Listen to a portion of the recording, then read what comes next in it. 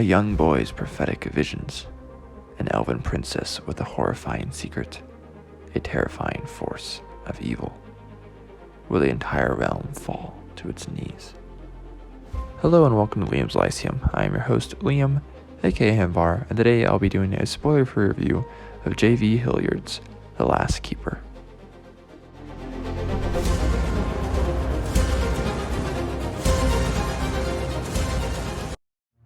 The Last Keeper is a 2021 novel and first in the Warminster series by J.V. Hilliard. I thought the start of the book was rather fantastic, as I'm a sucker for atmospheric writing. We then discover with this start that the man, Great Horus, is fleeing for his life from his friends. There seems to have been some religious falling out of sorts. Also, you will notice at the beginning there are epigraphs, which I generally find are a nice touch, regardless of really what the epigraphs are really telling us. So really, though, Great Horus is not our main character. He is actually one of the bad guys in the shadows, essentially. Our main characters are Damus Alaric, who's a young man studying to be a keeper.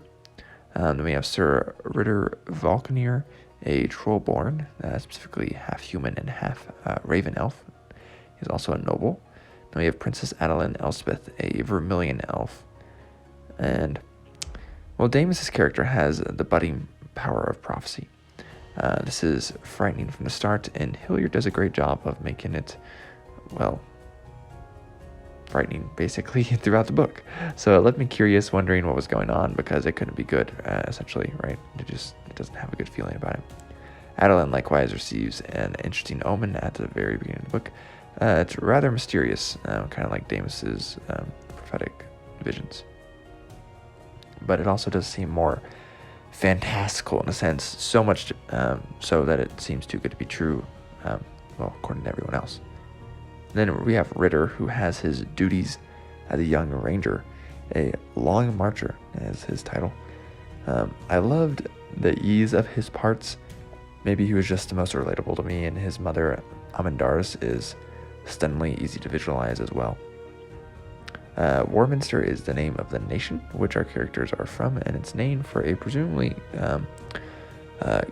long dead mage of the same name. It's a very comfortable setting. It's very familiar. It's a world of high fantasy. It was a nice change of pace from the sci-fi and sword and sorcery I'd been reading as I read this back in July, actually. But there are great fantastical magical creatures present, such as the Tetrine, which is one I have not seen before. It's kind of like giant evil unicorns. And there's also seems to be one god, or at least generally worshipped, Erud, who is, or Erud, I don't really know how to say this, who is referred to as they as well. Though beings called ancients are also venerated, these are essentially saints, if you get the comparison, I suppose.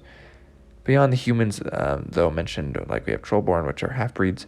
We also have elves, Twergs, Lardals, and Huldrefolk. The Trollborn are of mixed heritage, and the elves, well, you really get their thinking expressed through Adeline, which is pretty interesting, as it is a little alien to human thought, of course. They're more formal in a way, and they're more fey in other ways. It's just different.